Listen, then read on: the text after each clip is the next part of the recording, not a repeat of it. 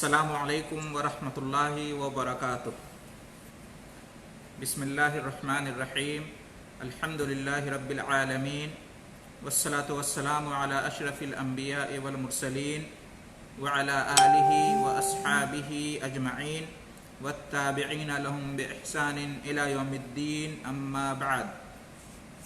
हम्दो सना अल्लाह तबारक व तआला के लिए है और दुरूद व सलाम नाजिल हो अल्लाह के प्यारे और आखिरी नबी और रसूल मुहम्मद सल्लल्लाहु अलैहि वसल्लम पर और आपके आलो अस्हाब पर। अल्लाह ताला से हम दुआ गो हैं कि उसने जिस तरह से हमें तौफीक बख्शी कि कुरान फहमी का ये सिलसिला हमने शुरू किया, उसी तरीक़े से अल्लाह हमें ये तौफीक भी बख्शे कि हम इसको जारी और सारी रखें यहाँ तक कि ये अपने पाए तकमील को पहुँचे और अल्लाह तबारक व तआला इसकी बरकत से हमारी दुनिया और आखिरत को संवार दे। अल्हम्दुलिल्लाह, पिछले दर्स में सूरह हक़्क़ा की तफसीर और तर्जमा करते हुए आयत नंबर 37 तक पहुँचे थे।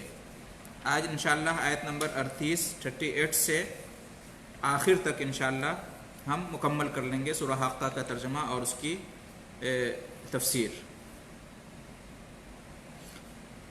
आगे बढ़ने से पहले पिछला जो दर्स है उसका खुलासा दोहरा लिया जाए।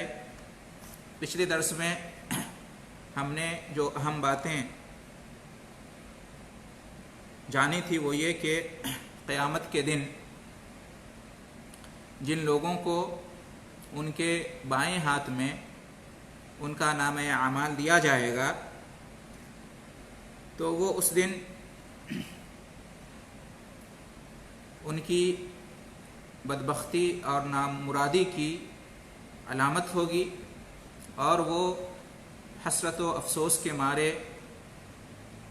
अपनी ज़िल्लत और रुसवाई को देखते हुए कहेंगे कि काश हमें हमारा नामे आमाल दिया ही ना जाता, काश के हमारा हिसाब किताब ही ना होता, काश के दुनिया में जो हमें मौत आई थी उसके बाद कुछ ना होता, दोबारा ज़िंदगी हमें अता ना की जाती। और वो ये भी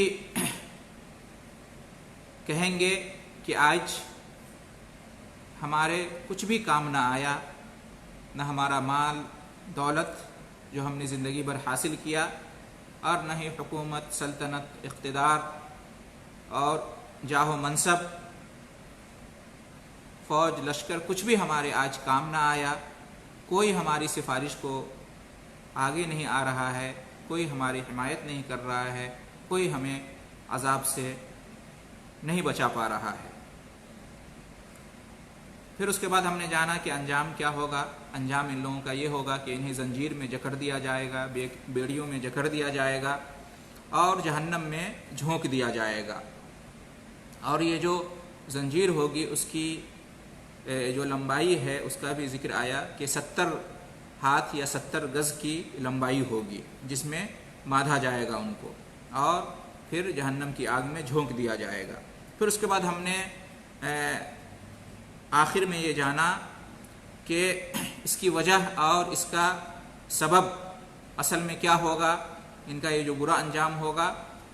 तो वो ये कि दो बुनियादी सबब होगा। एक तो ये कि वो दुनिया में अल्लाह ताला पर ईमान नहीं रखते थे और दूसरा ये कि वो सदका और खैरात नहीं करते थे। हाजतमंदों और ज़रूरतमंदों और ख़ास तौर पर जो मिस्कीन, फ़कीर, गरीब हुआ करते थे उनको खाना नहीं खिलाते थे और लोगों को इस बात पर नहीं उभारते थे कि उनको खाना खिलाएं। ये दो अहम वजह होगी। और कुरान मजीद में जगह जगह इस बात का बयान आया है कि जो अल्लाह पर ईमान नहीं रखते हैं, आखिरत पर ईमान नहीं रखते हैं, उनकी ये अलामत और निशानी होती है आम तौर से कि वो उनके दिल सख्त होते हैं और वो अल्लाह के बंदों के साथ, अल्लाह की मखलूक के साथ भलाई नहीं करते हैं, एहसान नहीं करते हैं और भूखों और प्यासों के लिए खाने पीने का इंतज़ाम नहीं करते हैं। اس سے یہ معلوم ہوتا ہے کہ جو ایمان والے ہوں ان کی یہ لازمی صفت ہونی چاہیے کہ وہ ایمان کے ساتھ ساتھ لوگوں کے ساتھ حسن سلوک کریں، اور خاص طور سے جو فقراء، مساکین اور غربا ہوتے ہیں ان کی حاجت اور ضرورت اللہ تعالیٰ نے جو مال دیا ہے انہیں اس میں سے پوری کرنے کی کوشش کریں۔ اگر کوئی ایمان والا ایسا نہیں کرتا ہے باوجود اس کے کہ وہ ایسا کر سکتا ہے مالی اعتبار سے، تو اس کو اپنے ایمان کا جائزہ لینا چاہیے۔ حضرت ابو الدرداء رضی اللہ تعالیٰ عنہ کے بارے میں آتا ہے کہ وہ اپنی زوجہ محترمہ سے کہا کرتے تھے کہ جب سالن بناؤ تو زیادہ کر کے بناؤ، اس کا شوربہ زیادہ کر دو تاکہ غربا اور مساکین کو بھی صدقہ کر سکیں، اس میں سے دے سکیں۔ اور کہتے تھے کہ ہم ایمان لا کر اس زنجیر سے، یہ جو زنجیر کا ذکر آیا ابھی کہ زنجیر میں جکڑ دیا جائے گا جہنمیوں کو، ان جہنمیوں کو جو ایمان نہیں رکھتے تھے اور صدقہ نہیں کرتے تھے، تو ابو الدرداء رضی اللہ عنہ کہتے تھے کہ ہم ایمان لا کر تو زنجیر سے آدھے طور پر نجات پا گئے، بچ گئے، باقی کا جو نصف حصہ ہے، آدھا حصہ ہے، اس سے اگر ہمیں بچنا ہے تو ضروری ہے کہ ہم غربا اور مساکین پر خرچ کریں تاکہ مکمل طریقے سے اس زنجیر سے ہم آزاد ہو جائیں، بچ جائیں قیامت کے دن۔ تو اس سے اس کی اہمیت معلوم ہوتی ہے۔ اس کے بعد پھر ہم نے یہ جانا کہ اس دن کوئی دوست بھی کسی کے کام نہیں آئے گا، چاہے وہ جتنا بھی مخلص اور جگری دوست رہا ہو دنیا میں، اور پھر یہ کہ کھانے کو جہنمیوں کو کچھ نہیں ملے گا سوائے زقوم جو درخت، کانٹے دار درخت ہوتا ہے اس کے، اور جہنمیوں کی جو پیپ ہوگی، بدبودار پیپ وغیرہ، اس کے سوا کچھ کھانے کو نہیں ملے گا، اور یہ گناہگار لوگوں کا کھانا ہوگا۔ آج کے درس میں انشاءاللہ سورہ حاقہ کی آیت نمبر 38 سے ہم شروعات کریں گے، اور انشاءاللہ آخر تک ہم اس کو مکمل کریں گے۔ اعوذ باللہ من الشیطان الرجیم، بسم اللہ الرحمن الرحیم۔ فلا اقسم بما تبصرون، فلا اقسم بما تبصرون، میں قسم کھاتا ہوں ان کی جنہیں تم دیکھتے ہو۔ اللہ رب العالمین فرما رہا ہے کہ میں قسم کھاتا ہوں یا مجھے قسم ہے ان چیزوں کی جنہیں تم دیکھتے ہو۔ فلا اقسم، ف مطلب پس یا تو یا سو، لا یہاں پر اس کا وہ معنی نہیں ہے جو ہم جانتے ہیں، نہیں کے معنی میں نہیں ہے یہ لا، یہ اقسموں کے ساتھ آیا ہے تو اس کا معنی منفی کا نہیں ہے بلکہ مثبت کا ہے کہ میں قسم کھاتا ہوں۔ اقسم یقسم، اقسام کا مطلب ہوتا ہے قسم کھانا، قسم سے ہے۔ فلا اقسم تو اس کا معنی ہوگا کہ میں قسم کھاتا ہوں، میں یقینی طور پر قسم کھاتا ہوں۔ تاکید کے لیے یہاں پر لا کا استعمال ہوا ہے۔ کس چیز کی قسم کھاتا ہوں؟ بما تبصرون، ان چیزوں کی قسم کھاتا ہوں جو تم دیکھتے ہو۔ ابصر یبصرو کے مطلب ہوتا ہے دیکھنا، بصر سے ہے، بصر نگاہ کو کہتے ہیں، نظر کو کہتے ہیں۔ تو فلا اقسم بما تبصرون، اللہ رب العالمین اس آیت میں فرماتا ہے کہ میں قسم کھاتا ہوں ان چیزوں کی جنہیں تم دیکھتے ہو۔ اس کے بعد اللہ رب العالمین نے فرمایا آیت نمبر 39، وما لا تبصرون، وما لا تبصرون، اور ان چیزوں کی جنہیں تم نہیں دیکھتے ہو۔ پہلے اللہ رب العالمین نے فرمایا کہ میں قسم کھاتا ہوں ان چیزوں کی جنہیں تم دیکھتے ہو، اور اس کے بعد فرمایا کہ ان چیزوں کی بھی میں قسم کھاتا ہوں جنہیں تم نہیں دیکھتے ہو۔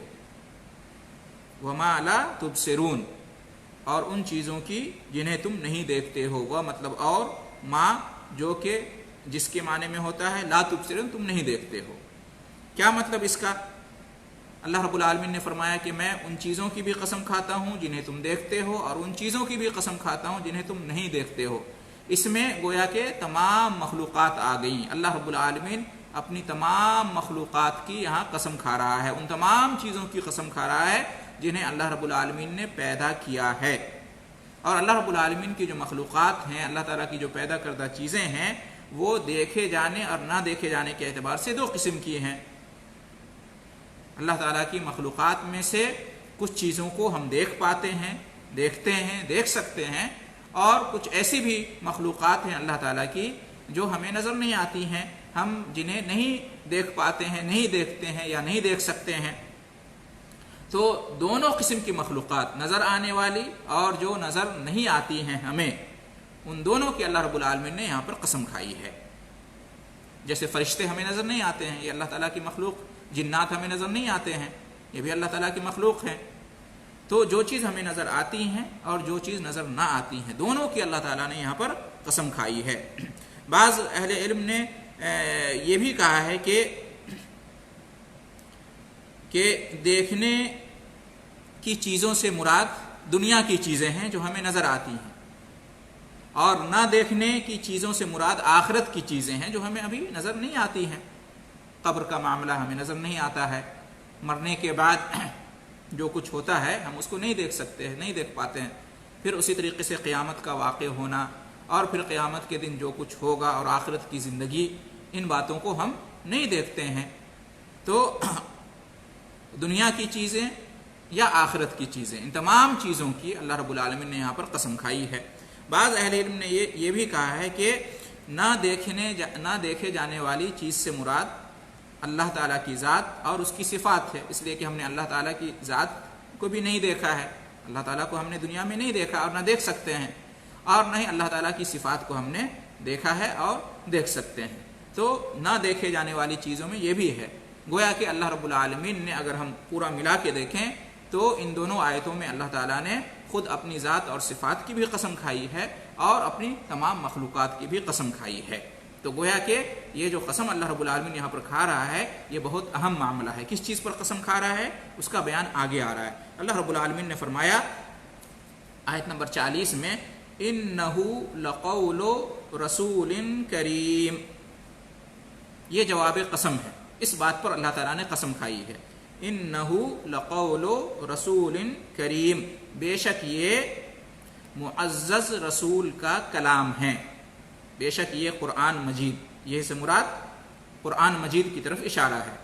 انہو، بے شک یہ یعنی قرآن مجید، لقول، کلام ہے.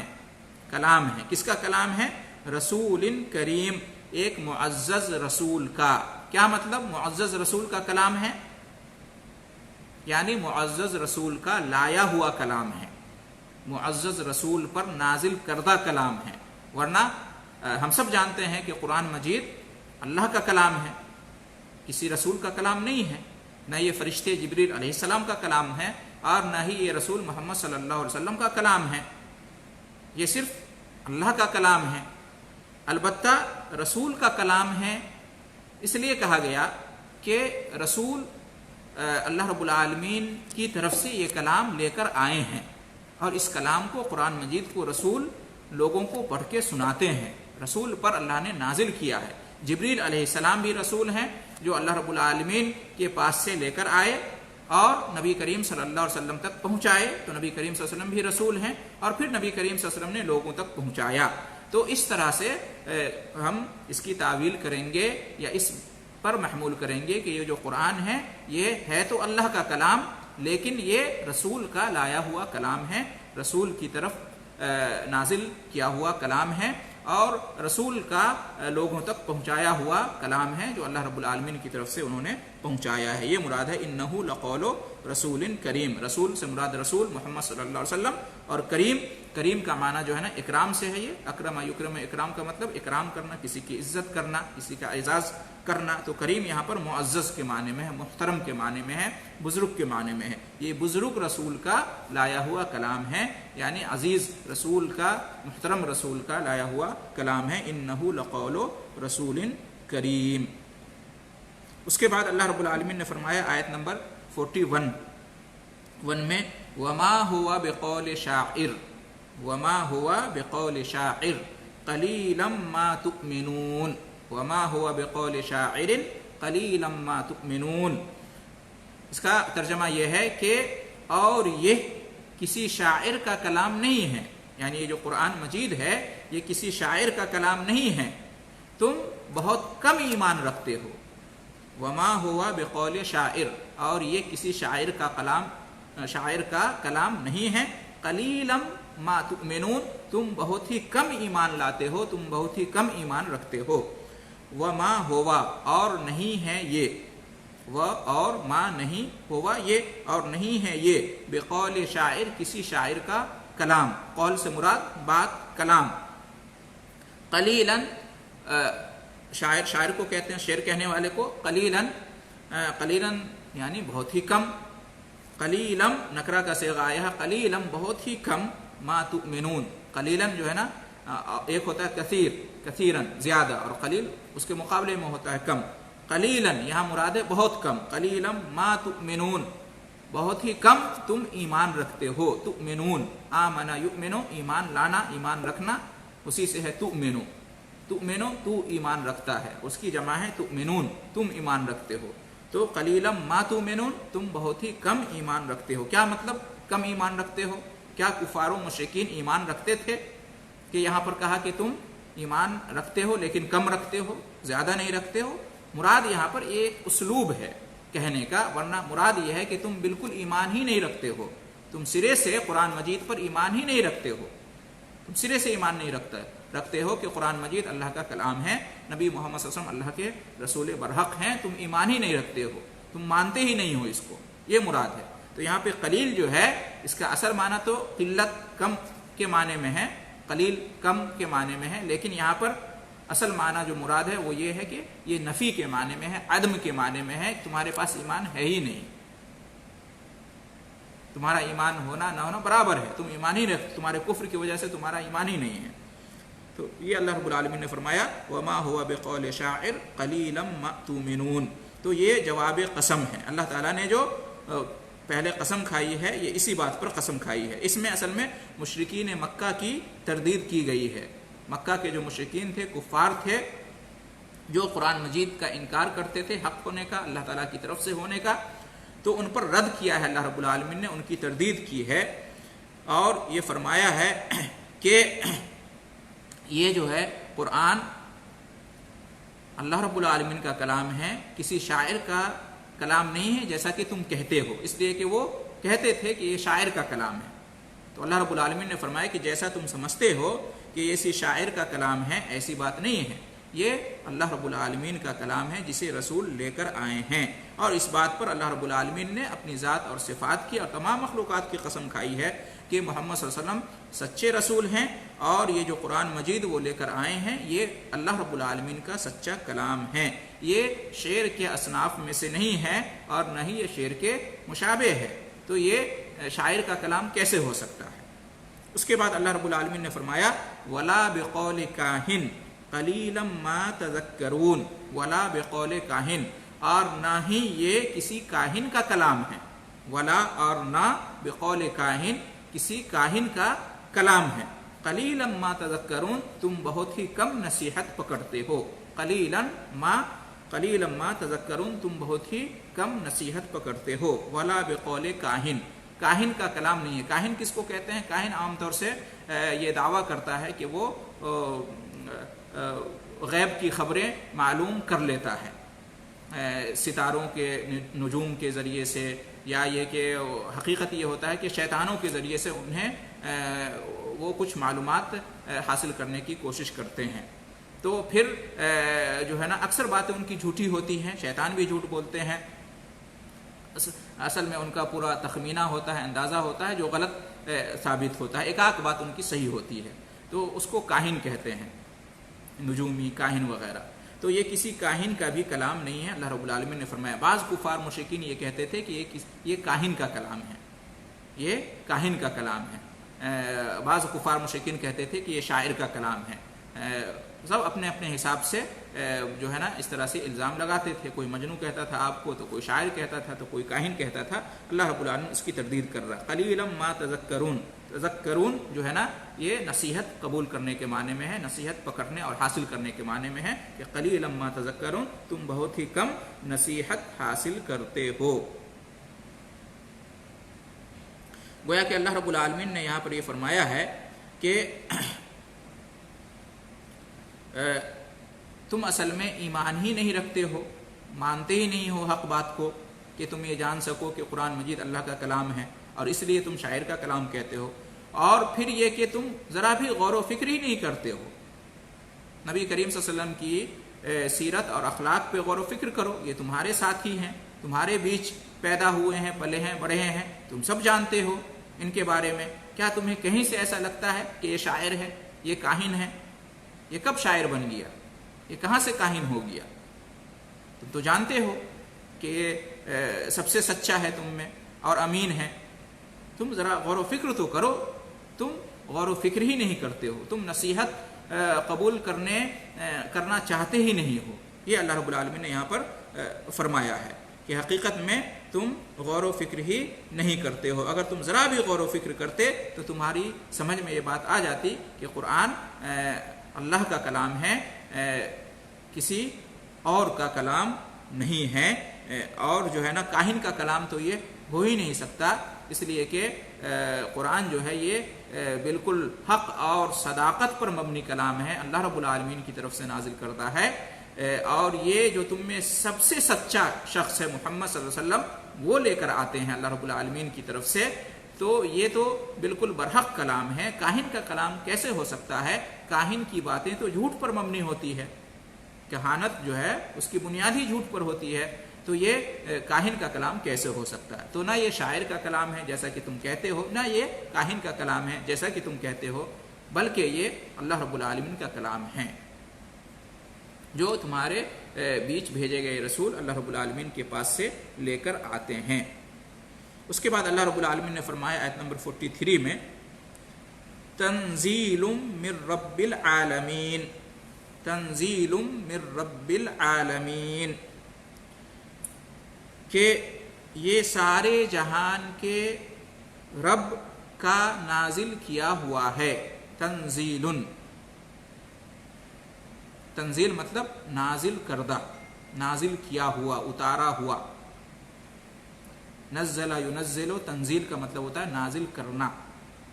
تنزیل مصدر ہے جو یہاں پر نازل کردہ کے معنی میں ہے، نازل کیا ہوا، اتارا ہوا کے معنی میں ہے۔ تو تنزیل، یہ قرآن جو ہے نازل کردہ ہے، اتارا ہوا ہے، کس کی طرف سے؟ من رب العالمین، رب العالمین کی طرف سے، تمام جہان کے رب کی طرف سے، سارے جہان کے رب کی طرف سے، یعنی اللہ رب العالمین کی طرف سے یہ قرآن مجید اتارا ہوا ہے، نازل کیا ہوا ہے۔ مزید تاکید کے لیے اللہ رب العالمین نے یہاں پر فرمایا کفار اور مشرکین کی تردید کرتے ہوئے، یہ جو قرآن مجید ہے یہ اللہ رب العالمین کا کلام ہے، یہ کسی انسان کا کلام نہیں ہے، اور تم غور کرو کہ یہ جو قرآن ہے یہ اللہ رب العالمین کا عظیم کلام ہے، کیونکہ یہ اس ذات کی طرف سے نازل کیا ہوا ہے جو سب سے عظیم ذات ہے، جو عظمت اور جاہ و جلال والی ذات ہے، یعنی اللہ رب العالمین کی ذات۔ تو اس کا جو کلام ہے وہ بھی بڑا عظیم کلام ہے، وہ کسی انسان کا کلام کیسے ہو سکتا ہے؟ انسان کے بس کی بات نہیں ہے کہ اتنا عظیم کلام وہ پیش کر سکے، لہٰذا یہ کسی انسان کا کلام نہیں ہے، بلکہ یہ اللہ رب العالمین کا کلام ہے۔ قرآن مجید کو دیکھو کہ یہ کتنا عظیم کلام ہے، اس کے اندر کتنی بڑی بڑی باتیں کہی گئی ہیں، کتنی عظمت والی باتیں اس کے اندر کہی گئی ہیں، اور قرآن مجید ایک ایسا کلام ہے کہ غیر معمولی اس کا دل و دماغ پر اثر ہوتا ہے۔ تو اتنا عمدہ، اتنا اعلیٰ کلام، اتنا فصیح و بلیغ کلام، اتنا عظیم کلام کوئی انسان کیوں کر پیش کر سکتا ہے؟ یہ یقیناً اس کا کلام ہے جو سب سے عظیم الشان ذات ہے، اللہ رب العالمین جو سارے جہان کا رب ہے، اس کا کلام ہے۔ تو اللہ رب العالمین غور و فکر کرنے کی دعوت دے رہا ہے کہ تم ذرا سوچو اور غور کرو، کیا تمہیں لگتا ہے حقیقت میں کہ قرآن کسی انسان کا کلام ہے، محمد کا کلام ہے، جبریل کا کلام ہے؟ ہرگز نہیں، یہ اللہ رب العالمین کا کلام ہے۔ جبریل اور محمد صلی اللہ علیہ وسلم یہ تو بس اللہ کے پیغمبر ہیں، رسول ہیں، پہنچانے والے ہیں۔ اس کے بعد اللہ رب العالمین نے فرمایا آیت نمبر 44 میں، وَلَوْ تَقَوَّلَ عَلَيْنَا بَعْضَ الْأَقَاوِيلِ، وَلَوْ تَقَوَّلَ عَلَيْنَا بَعْضَ الْأَقَاوِيلِ، اس کا معنی کیا، ترجمہ کیا ہے؟ وَلَوْ، اور اگر، تَقَوَّلَ عَلَيْنَا، ہم پر یہ بات بناتا، ہم پر یہ کوئی بات لگاتا، ہمارے ذمے کچھ بات لگاتا، ہماری طرف بات منسوب کرتا، یہ سب مراد ہے۔ وَلَوْ تَقَوَّلَ عَلَيْنَا، تقول قول سے ہے، قول کا مطلب بات ہوتا ہے، تو تقول یتقول، بات کہہ کر کسی اور کی طرف منسوب کر دینا، اپنی طرف سے بات بنانا اور کسی اور کی طرف منسوب کر دینا۔ یہ تقول کا معنی ہوتا ہے. تو ولو تقول علینا، اللہ رب العالمین فرماتا ہے کہ اور اگر یہ ہم پر بات لگاتا، بات بناتا، یعنی اپنی طرف سے بات کہہ کر ہماری طرف منسوب کر دیتا. کون؟ رسول اور نبی کے بارے میں اللہ رب العالمین کفار اور مشرکین سے کہہ رہا ہے کہ یہ جو ہمارا رسول ہے، جو ہمارا نبی ہے، جیسا کہ تم کہتے ہو، دعویٰ کرتے ہو، اور تمہارا یہ جھوٹا دعویٰ ہے اور یہ تمہارا بہتان ہے، تہمت ہے بس کہ یہ اپنی طرف سے گھڑتے ہیں قرآن کو اور اللہ کی طرف منسوب کرتے ہیں. اگر حقیقت میں اگر ایسا ہوتا، بفرض محال اگر ایسا ہوتا کہ یہ نبی، یہ رسول ہمارے ذمے کوئی بات گھڑ دیتا، ہمارے ذمے کوئی بات لگا دیتا، جھوٹی بات ہماری طرف منسوب کر دیتا. بعض الاقاویل آیا ہے، ولو تقول علینا بعض الاقاویل. بعض کچھ کے معنی میں ہوتا ہے، چند، کچھ، کوئی کے معنی میں ہوتا ہے. اقاویل جو ہے یہ قول سے ہے، قول کی جمع اقوال ہوتی ہے اور اقاویل بھی یہ جمع ہے.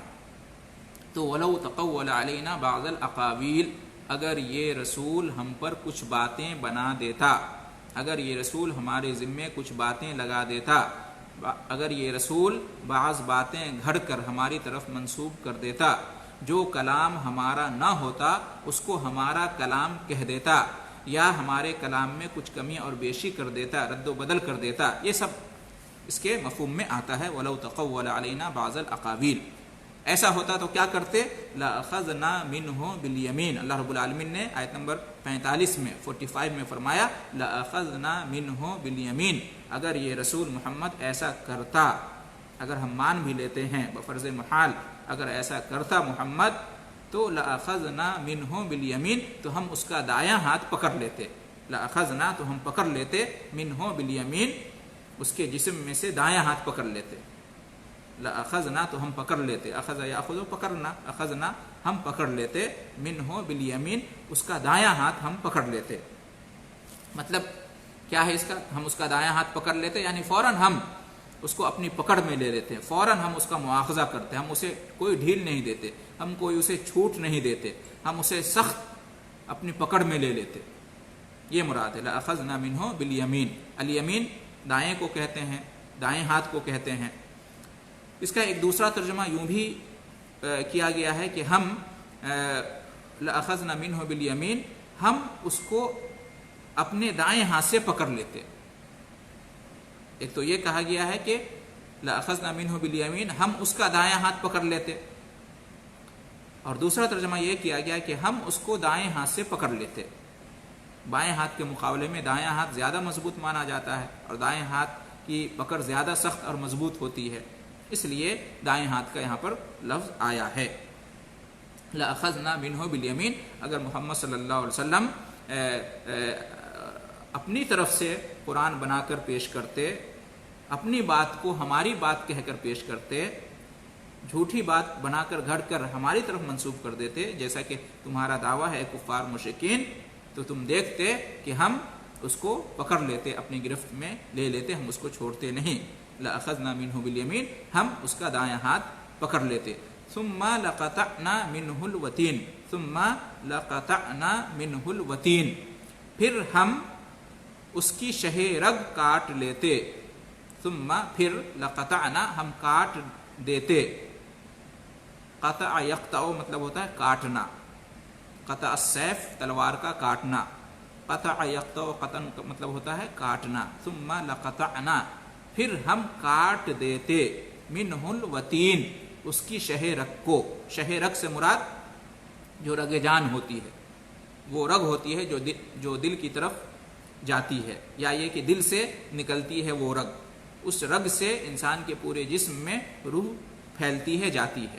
اس رگ کو اگر کاٹ دیا جائے تو انسان کو فوراً موت واقع ہو جائے، تو اسی کی طرف اشارہ ہے. ثم لقطعنا منہ الوتین، پھر ہم کاٹ کے رکھ دیتے اس کی شہ رگ کو، یعنی وہ ہلاک ہو جاتے.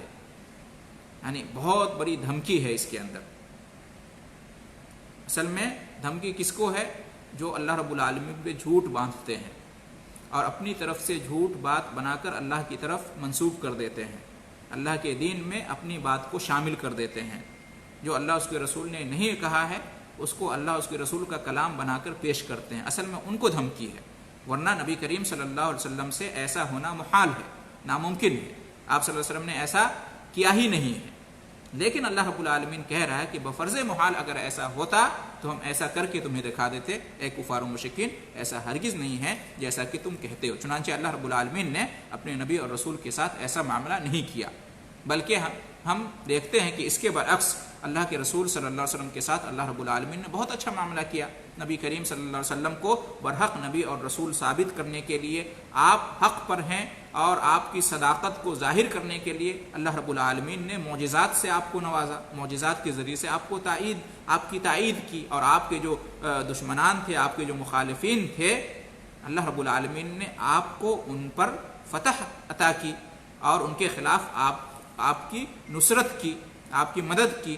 تو ہم دیکھتے ہیں کہ نبی کریم صلی اللہ علیہ وسلم کی بجائے اس کے کہ سرزنش کرتے، سزا دیتے آپ کو، اللہ رب العالمین نے آپ کے ساتھ اچھا سلوک کیا، آپ کو انعام اور اکرام سے نوازا، جو اپنے آپ میں اس بات کی دلیل ہے کہ نبی اور رسول نے قرآن مجید کے اندر اپنی طرف سے ایک لفظ بھی اضافہ نہیں کیا۔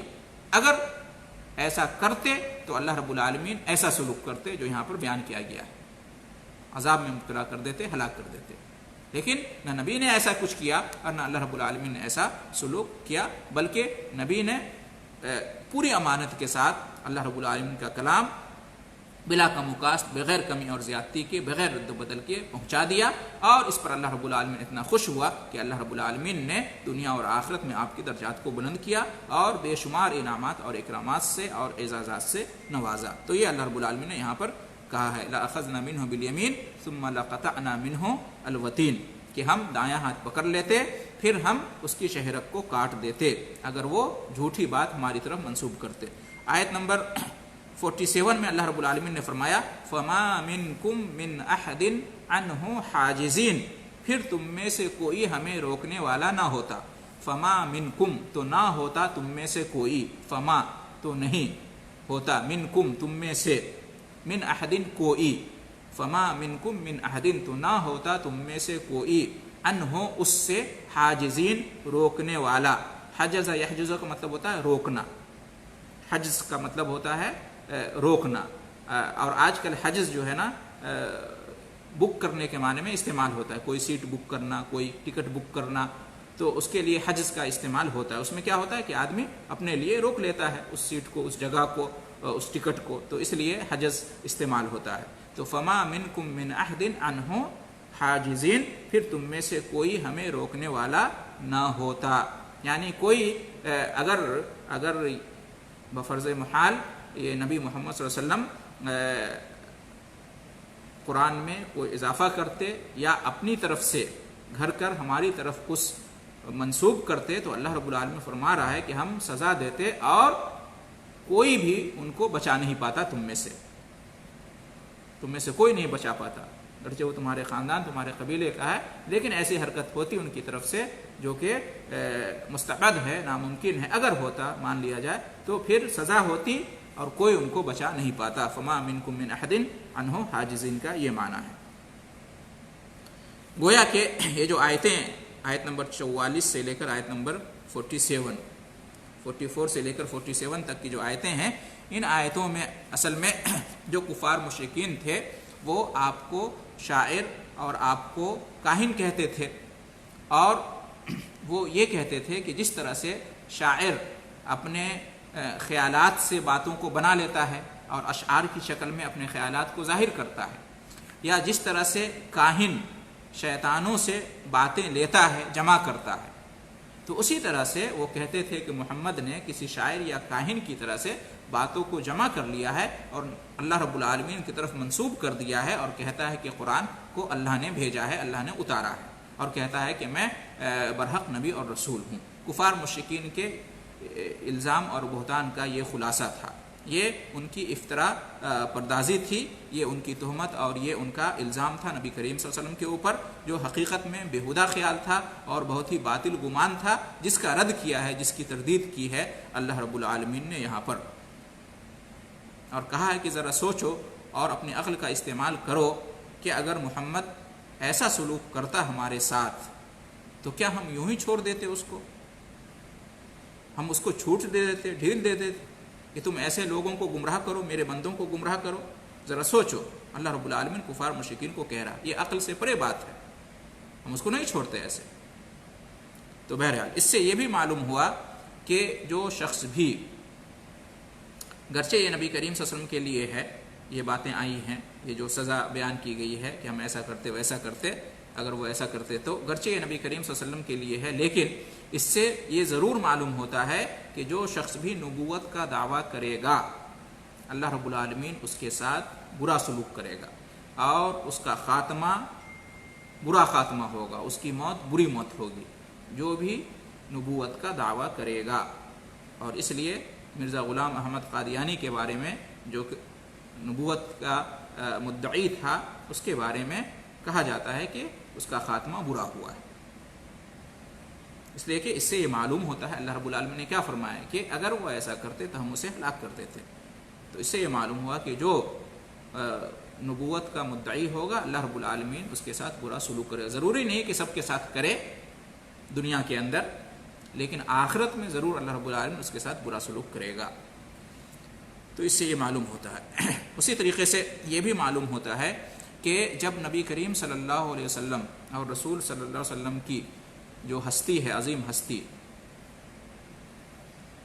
ان کو اس طرح سے دھمکی دی گئی ہے اور کہا گیا ہے کہ بفرض محال اگر وہ کرتے تو ایسا ہم اس کے ساتھ سلوک کرتے، تو ذرا سوچیں اس شخص کے ساتھ اللہ رب العالمین کیسا سلوک کرے گا جو قرآن مجید کے اندر رد و بدل کا قائل ہو، قرآن مجید کے اندر تحریف کا قائل ہو، جیسا کہ رافضی لوگ قرآن مجید کے اندر تحریف کے قائل ہیں۔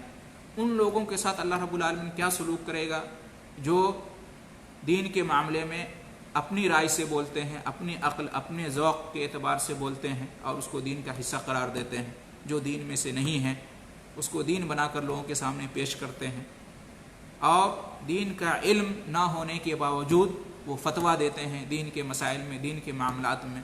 ذرا سوچیں ان کے ساتھ اللہ رب العالمین کتنا خطرناک سلوک کرے گا۔ جب اپنے نبی کو اللہ رب العالمین نہیں بخشتا ایسی حرکت کرنے پر، تو پھر کسی اور کی کیا حیثیت ہے؟ لہذا معلوم یہ ہوا کہ قرآن مجید کے بارے میں خاص طور سے اپنی رائے سے کچھ نہیں بولنا چاہیے، یہ بڑا خطرناک معاملہ ہے، اس لیے کہ قرآن اللہ کا کلام ہے، آپ اس کی غلط تفسیر بیان کریں گے اپنی طرف سے، اپنی رائے سے، تو گویا کہ لوگوں کو آپ لوگوں کے سامنے جو باتیں پیش کریں گے، گویا کہ آپ اللہ رب العالمین کی طرف سے ان باتوں کو پیش کریں گے، تو یہ بڑا خطرناک معاملہ ہو جائے گا۔ جو اللہ نے نہیں کہا ہے ایسی بات کہنا ہو جائے گا۔ اس کے بعد اللہ رب العالمین نے فرمایا آیت نمبر 48 میں، وَإِنَّهُ لَتَذْكِرَةٌ لِّلْمُتَّقِينَ، وَإِنَّهُ اور بے شک یہ، لَتَذْكِرَةٌ اور بے شک یہ کیا ہے؟ بے شک یہ ایک نصیحت ہے۔ وَإِنَّهُ لَتَذْكِرَةٌ، تذکرہ نصیحت کو کہتے ہیں، ذکر نصیحت کو کہتے ہیں، یاد دہانی والی چیز کو کہتے ہیں، وہ چیز جو یاد دلائے، وہ چیز جو نصیحت دے، جس سے نصیحت حاصل کر سکے، اس کو کہتے ہیں تذکرہ۔ وَإِنَّهُ لَتَذْكِرَةٌ اور بے شک یہ ایک نصیحت ہے، لِلْمُتَّقِينَ کس کے لیے؟ متقی اور پرہیزگار لوگوں کے لیے، ان لوگوں کے لیے جو اللہ سے ڈرتے ہیں، متقیوں کے لیے۔ وَإِنَّهُ لَتَذْكِرَةٌ لِلْمُتَّقِينَ اور بے شک یہ قرآن متقیوں کے لیے نصیحت ہے۔ یوں تو قرآن مجید سب کے لیے نصیحت ہے، سب کے لیے نصیحت بن کر قرآن مجید کو اتارا گیا، بھیجا گیا ہے، لیکن یہاں پر خاص کیا متقیوں کے لیے، پرہیزگاروں کے لیے، اللہ سے ڈرنے والوں کے لیے، اور کہا گیا کہ یہ ان کے لیے نصیحت ہے، اس لیے کہ وہی لوگ حقیقت میں اس سے فائدہ اٹھاتے ہیں، وہی قرآن مجید کی تلاوت کرتے ہیں، قرآن مجید میں غور و فکر کرتے ہیں، قرآن مجید کو سمجھتے ہیں، اس سے عبرت اور نصیحت پکڑتے ہیں اور اس پر عمل کرتے ہیں، اس لیے خاص کیا ان کو، ورنہ حقیقت میں یہ سب کے لیے نصیحت ہے، سب کے لیے ہدایت ہے، مسلم غیر مسلم سب کے لیے قرآن مجید اللہ رب العالمین نے بھیجا ہے، سب کو پڑھنا چاہیے، سب کو اس سے نصیحت حاصل کرنا چاہیے، لیکن جو ایمان والے ہیں اور جو تقوی اور پرہیزگاری والے ہیں وہی عام طور سے قرآن مجید سے فائدہ اٹھاتے ہیں، اس لیے اس کی طرف یہاں پر نسبت کی ہے، اس کے لیے خاص کیا ہے کہ قرآن مجید نصیحت ہے متقی لوگوں کے لیے، پرہیزگار لوگوں کے لیے۔ اب اس لیے ہم دیکھتے ہیں کہ قرآن مجید میں اللہ تعالیٰ نے یہ صفت رکھی ہے کہ وہ نصیحت کا کام کرتا ہے قرآن مجید لوگوں کے لیے۔ آپ دیکھیں گے ہر دور اور زمانے میں تقریباً ربانی علماء اور رہبران پیدا ہوتے رہے ہیں جنہوں نے لوگوں کو قرآن کی روشنی میں دینی اور دنیاوی رہنمائی کی ہے۔ الحمدللہ یہ قرآن مجید کی یہ صفت ہے، یہ رہنمائی کرنے والی کتاب ہے، اس سے نصیحت حاصل کرنا چاہیے، یہ لوگوں کو نصیحت دیتی ہے۔ اس کے بعد آیت نمبر 49 میں اللہ رب العالمین نے فرمایا وَإِنَّا لَنَعْلَمُ أَنَّ مِنْكُمْ مُكَذِّبِينَ وَإِنَّا لَنَعْلَمُ أَنَّ مِنْكُمْ مُكَذِّبِينَ، اور ہم خوب اچھی طرح سے جانتے ہیں کہ تم میں سے بعض لوگ اس کو جھٹلانے والے ہیں۔ وَإِنَّا، اور بے شک ہم، لَنَعْلَمُ، خوب جانتے ہیں، اچھی طرح سے جانتے ہیں، علم یعلم، جاننے کے معنی میں اسی سے نعلم، ہم جانتے ہیں، انا، کہ، منکم، تم میں سے، مکذبین، جھٹلانے والے ہیں۔ مکذب کی جمع مکذبین، کذب یکذب، جھٹلانا۔ اللہ رب العالمین فرماتا ہے کہ اور ہم اچھی طرح سے جانتے ہیں کہ تم میں سے کچھ جھٹلانے والے ہیں، یعنی ہمیں پوری خبر ہے کہ تم میں سے بعض لوگ ایسے ہیں جو دنیاوی فائدے کے لیے اور اپنی خواہشات نفس کی پیروی میں قرآن مجید کی تکذیب کرتے ہیں، قرآن مجید کو جھٹلاتے ہیں، قرآن مجید کو حق نہیں مانتے ہیں، قرآن مجید پر ایمان نہیں لاتے ہیں۔ ہم یہ اچھی طرح سے جانتے ہیں۔ تو اے نبی کریم صلی اللہ علیہ وسلم، آپ انہیں چھوڑ دیجئے، آپ ان کے پیچھے نہ پڑیں، اپنا وقت ضائع برباد نہ کریں، ان کی باتوں پر دھیان نہ دیں، اور آپ جو ہے نا جیسا کہ آگے آ رہا ہے کہ آپ ان کی وجہ سے مغموم نہ ہو۔ اللہ رب العالمین فرما رہا ہے کہ ہم جانتے ہیں ان کو، اور ہم ضرور ان کو ان کے کیے کا بدلہ دیں گے۔ وہ جو انکار کرتے ہیں قرآن کے برحق ہونے کا اور جو جھٹلاتے ہیں تو ہم انہیں چھوڑ نہیں دیں گے، ہم انہیں قرآن سے اس اعراض کا ضرور بدلہ دیں گے۔ اس کے بعد اللہ رب العالمین فرماتا ہے وَإِنَّهُ لَحَسْرَةٌ عَلَى الْكَافِرِينَ، اور بے شک یہ جو قرآن کا جھٹلانا ہے یہ کافروں کے اوپر حسرت کا باعث ہے، یعنی وَإِنَّهُ، اور بے شک یہ لَحَسْرَةٌ، حسرت کا باعث ہے، عَلَى الْكَافِرِينَ، کافرین کے لیے، یعنی یہ قرآن مجید کا جھٹلانا یہ ایک ایسی بات ہے کہ جس کی وجہ سے قیامت کے دن کافروں کو حسرت اور افسوس ہوگا، پچھتاوا ہوگا۔ جب قیامت کے دن یہ کافرین دیکھیں گے کہ جو لوگ قرآن پر ایمان رکھتے تھے انہیں اللہ تعالیٰ اجر سے نواز رہا ہے، ان کے لیے جنت اللہ رب العالمین نے انعام میں دیا ہے ان کو، اور انہیں جنت کی طرف لے جایا جا رہا ہے، جب یہ منظر دیکھیں گے تو وہ افسوس کریں گے، حسرت سے کہیں گے کہ کاش ہم بھی دنیا میں قرآن کو نہ جھٹلائے ہوتے، قرآن پر ایمان لائے ہوتے۔ تو اس طرح سے وہ حسرت ہے، قرآن مجید کا جھٹلانے والوں کے لیے قیامت کے دن حسرت کا باعث ہوگا۔ وَإِنَّهُ لَحَقُّ الْيَقِينِ، آیت نمبر 51 میں اللہ رب العالمین نے فرمایا اور بے شک یہ یقینی طور پر برحق ہے۔ وَإِنَّهُ، اور بے شک یہ لَحَقُّ الْيَقِينِ، یقینی طور پر برحق ہے، حق یعنی برحق ہے، یقین یعنی یقینی، یقینی طور پر یہ برحق ہے۔ کیا؟ یہ قرآن مجید یقینی طور پر برحق کلام ہے، اللہ کا نازل کلام ہے، اللہ کا نازل کردہ کلام ہے، اس میں شک اور شبہ کی کوئی گنجائش نہیں ہے۔ یا یہ بھی کہہ سکتے ہیں کہ یہ قیامت کے بارے میں جو بتایا جا رہا ہے تو یہ قیامت کا آنا بھی برحق اور یقینی ہے، اس میں بھی کوئی شک نہیں ہے۔ آخری آیت اللہ رب العالمین نے فرمایا فَسَبِّحْ بِاسْمِ رَبِّكَ الْعَظِيمِ، فَسَبِّحْ، اس لیے آپ تسبیح بیان کیجیے، آپ پاکی بیان کیجیے، فَسَبِّحْ بِاسْمِ رَبِّكَ الْعَظِيمِ، اپنے رب عظیم کے نام کی پاکی بیان کیجیے، اپنے رب، اپنے عظمت والے رب کے نام کی پاکی بیان کیجیے، آپ خوب تسبیح پڑھیے، فَسَبِّحْ، پس آپ تسبیح پڑھیے، اللہ پاک ہے، سبحان اللہ وبحمدہ، سبحان اللہ العظیم، اس طرح سے آپ تسبیح پڑھیں اپنے رب کے نام کی جو بڑا عظمت والا ہے۔ فَسَبِّحْ بِاسْمِ رَبِّكَ الْعَظِيمِ، آپ سبحان اللہ العظیم کا جو ہے نا ورد کرتے رہیے، آپ کافروں کی باتوں پر زیادہ دھیان نہیں دیجیے، آپ جو ہے نا کافروں کی باتوں سے غمگین نہ ہو، بلکہ آپ رب کی تسبیح و تحمید میں اپنے آپ کو مشغول رکھیں، تمام غموں سے اس کے اندر نجات ہے۔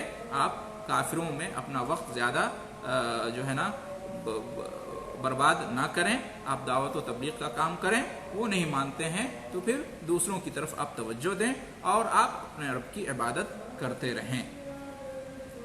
اس طرح سے الحمدللہ سورہ حاقہ کا ترجمہ اور تفسیر ہم نے مکمل کیا۔ اللہ تعالیٰ کے فضل و کرم سے اللہ تعالیٰ سے دعا ہے کہ اس سورہ میں ہم نے جو کچھ جانا، پڑھا، سیکھا اس پر ہمیں عمل کرنے کی توفیق عطا فرمائے، اور اس سے پہلے اس کو ماننے کی توفیق عطا فرمائے اور دوسروں تک پہنچانے کی بھی توفیق عطا فرمائے۔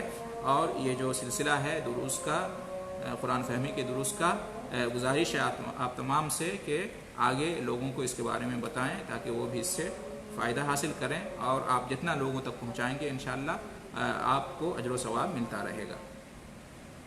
اللہ رب العالمین نیک توفیق بخشے، آمین۔